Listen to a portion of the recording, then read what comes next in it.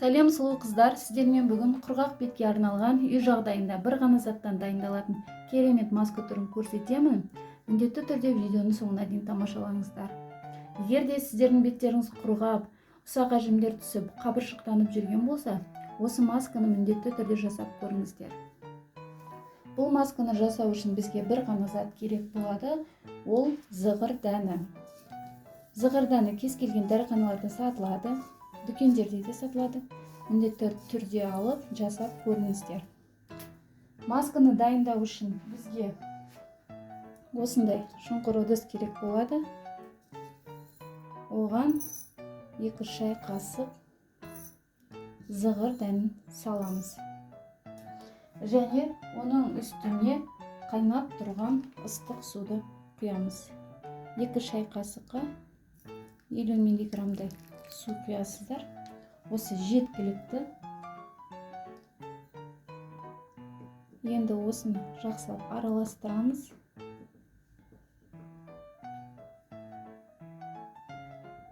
Және 10 минутқа бетін жауып тұндырып қоямыз.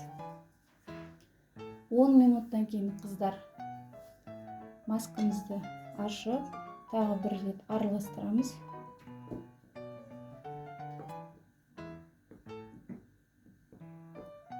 Дайын болған маскамызды жуылған таза бетімізге жағамыз. Міндетті түрде кешқұрым қолданамыз қыздар. Бұны бетімізге жағамыз және ешқандай жумаймыз, ешқандай кремді жақпаймыз ізінен. Осылай жағамыз. Таңертең тұрып жуа берсеңіздер болады. Бір жаққанның өзінде беттеріңіз жасарып, жылтырап, нәрленіп шыға келеді. Бұны үздіксіз күнделікті қолдана берсеңіздер болады. Көз айналасына тіпті керемет маска, өте оңай, қолжетімді. Міндетті түрде жасап көріңіздер. Егер де сіздерге ұнап жатса, астында комментарийға жаза кетіңіздер. Маған тіркеліп, лайк басуды ұмытпаңыздар. Сіздермен бірге болған Гүлжан, гүлде жайнап құлпырып жүре беріңіздер.